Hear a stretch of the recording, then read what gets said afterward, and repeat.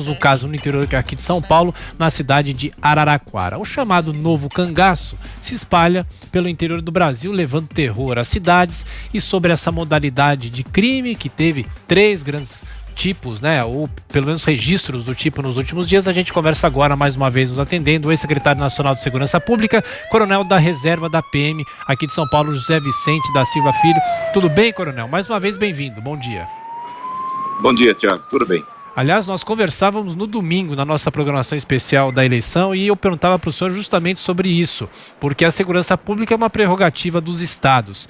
Mas o que os municípios podem fazer? Que tipo de modalidade de crime que é esse? Cidades menores, em que tem menos policiamento? O senhor acha que é algo que pode crescer nos próximos meses, nas próximas semanas? Eu não acredito nisso, Tiago. Na verdade, o estado de São Paulo, por exemplo, tem cerca de 400 mil assaltos por ano. Além dos registrados, tem aqueles não notificados. Desses 400 mil, nós temos, como esse que ocorreram em Araraquara e Botucatu, 2, 3 por ano. Então, esse é o menor dos problemas, apesar da gravidade dessas ações. Essas ações, naturalmente, de maior violência, têm nada a ver com o trabalho que o município pode fazer para a segurança dos cidadãos. O grande trabalho que o prefeito tem a fazer, por exemplo, é mobilizar todas as estruturas municipais, como a saúde, a educação, a área social, e cuidar principalmente daqueles grupos mais vulneráveis, que são jovens, que são os primeiros a serem cooptados pelo crime para participar como agressores, mas também são as maiores vítimas. Então, o trabalho em relação a essa garotada, há municípios, já cheguei a comentar aqui, que tem programas como São José dos Campos para cuidar do jovem fora do horário escolar, da atividade. Isso é muito importante. Agora, quando nós falamos do crime perigoso, isso só a polícia militar, civil, federal, mas principalmente a PM que está nas ruas para a resposta mais imediata, só eles podem cuidar disso. É óbvio que nesses casos nós vimos praticamente o mesmo tipo de organização, de operação criminosa aconteceu em Araraquara e logo depois aconteceu lá em Criciúma, em Santa Catarina. É provável que tenha até alguns dos mesmos criminosos participando desse tipo de operação, que requer muita estrutura.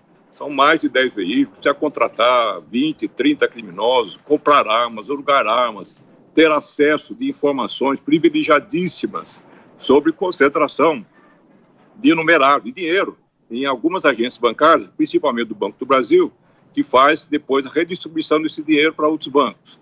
Então, sabendo disso com antecedência, eles organizam com antecedência. Então, há muitos pontos a serem considerados nesse tipo de ação que, apesar de raras, são extremamente preocupantes. Agora, o nosso cidadão, o nosso ouvinte, ou quem está nos vendo, Thiago, é preciso imaginar o seguinte: os criminosos, o grande crime organizado, eles não estão arriscando a pele, como esses que foram enfrentar a polícia lá em Botucatu, Araraquara ou Criciúma. O grande crime organizado ganha dinheiro tranquilo, assistindo televisão. Nós temos, por exemplo, 100 bilhões de reais movimentando só o contrabando e pirataria no Brasil.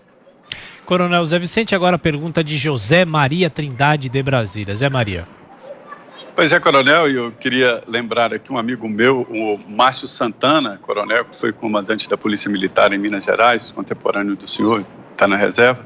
Mas, coronel, é muito importante prestar atenção nesse tipo de operação, eu diria operação, porque ali pressupõe de que ou um militar ou alguém que entende de estratégia militar está por trás da história. É uma organização muito perfeita, levando em consideração que naquele momento não há como reagir. É importante dizer que o policial não pode reagir sob pena de provocar vítimas de pessoas inocentes ali da comunidade. Esse é o segundo momento, que o primeiro seria a investigação. O terceiro momento é ir atrás, capturar, e o quarto momento é fazer julgar. Mas é que os bandidos estão sempre na frente da polícia, coronel.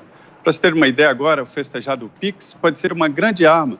Muita gente diz, acaba o dinheiro em papel, mas através do Pix, o bandido pode fazer a vítima transferir altos valores e imediatamente. Esse é um novo instrumento que o crime poderá utilizar. A polícia deve estar atenta, mas veja um aspecto interessante que você tocou, Zé Maria, é que essa articulação desses crimes, ela deve envolver uma cooperação entre agências que têm mandatos aí legais para fazer isso. Quando nós falamos das armas utilizadas, são armas que entram pelas fronteiras, e isso é um problema de Polícia Federal. A lavagem de dinheiro posterior, nós estamos falando de Receita Federal. A articulação de inteligência, como nós chamamos, ou seja, tentar buscar a movimentação de criminosos suspeitos, através de informações até de criminosos que participam desse tipo ou participaram desse tipo de crime, estão presos, eles podem dar informações importantes. A montagem desse quebra-cabeça, que é sempre a inteligência contra o crime mais estruturado, isso depende de cooperação. Isso é algo que não se vê aqui no Brasil. A Polícia Federal articulando com os estados onde tem alvos preciosos, como nós estamos vendo aí o caso de São Paulo, Santa Catarina, mas certamente eles têm outros alvos em mira. E esse é um momento importante de se colocar para valer aquele subsistema de inteligência de segurança pública que foi criado lá no Fernando Henrique e que até agora está patinando. Esses criminosos, portanto, eles podem ser rastreados, muitos deles, com antecedência. O que se faz com antecedência é a chamada inteligência. Depois do que aconteceu é a investigação, que vai fornecer subsídios para a inteligência dos próximos eventuais ataques. Coronel José Vicente, agora a pergunta de Leandro Narlock. A minha pergunta é exatamente sobre esse assunto, a investigação. Como é que é agora o processo para identificar e capturar os assaltantes? Tem aí tecnologia envolvida, por exemplo, rastreio de redes de celular, por onde eles passaram? Como fazer para capturar esses novos cangaceiros? Olha, esse novo cangaço já existe há uns 15 anos também, né? Está ficando velho o cangaço já. Eles atacavam antes os caixas eletrônicos. Ocorre que os bancos começaram a colocar sistema de tinta nos caixas, que ao explodir o caixa, acabam manchando as notas. Eles estão agora focando nos grandes cofres da tesouraria dos bancos, principalmente o Banco do Brasil, quando recebe uma concentração de dinheiro. O primeiro trabalho da perícia, e tem que ser imediato, essas primeiras horas são decisivas para a coleta dos principais dados. As pessoas que de alguma forma viram eventuais gravações de câmeras, a perícia vai checar, obviamente, todos os sinais que possam ter nos veículos, né, desde sinais orgânicos, impressões digitais, cabelos, eventualmente, para checar DNA. E aí percebe-se como a importância que se tem de um grande banco de dados de DNA de impressões digitais, até com um grande banco de dados nacional, para poder ter esse tipo de articulação.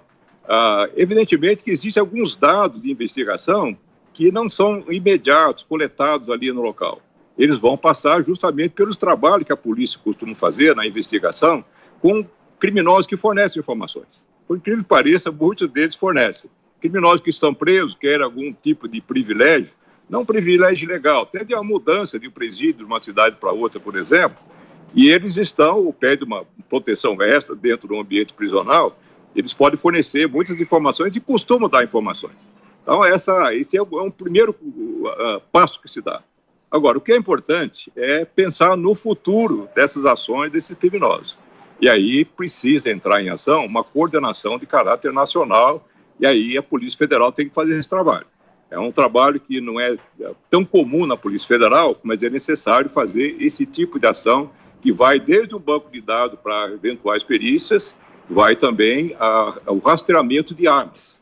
Infelizmente, nós não temos muita condição de rastrear, por exemplo, cartucho de munições. Muitas delas são munições que são contrabandeadas, mas mesmo as munições nacionais ainda não têm, até por uma decisão recente do presidente Bolsonaro, não tem uma condição de identificação para rastreamento de munição também.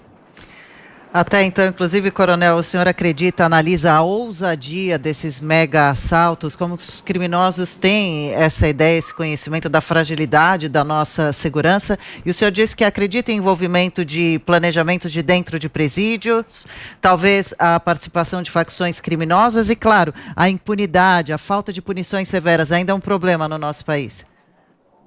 Bom, começando por esse último, sim. O problema da impunidade é dramático no país, que até o homicídio é prescritível. Acho que o Brasil é mais um ou dois países apenas que tem essa bondade em relação aos criminosos.